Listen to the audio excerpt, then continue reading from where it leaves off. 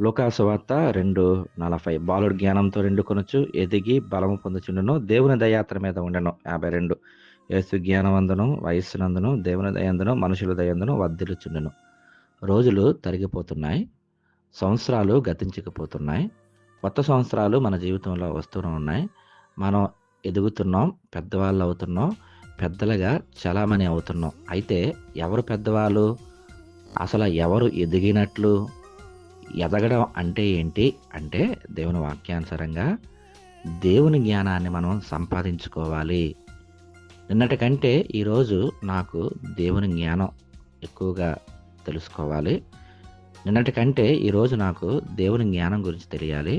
ఈరోజు కంటే రేపటికి నాకు దేవుని జ్ఞానంతో నిండుకోవాలి. ఎవరైతే దేవుని జ్ఞానంతో నిండుకుంటారో వారికి దేవుని దయ లభిస్తుంది. ఎవరైతే దేవుని దయను పొందుకుంటారో వారికి మనుషుల దయ కూడా లభిస్తుంది.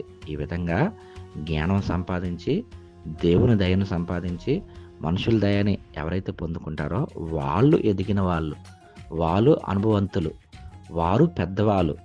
అట్టి ధన్యతను పరిశుద్ధాత్మ దేవుడు మనందరికీ అనుగ్రహించాలని ప్రార్థిద్దాం.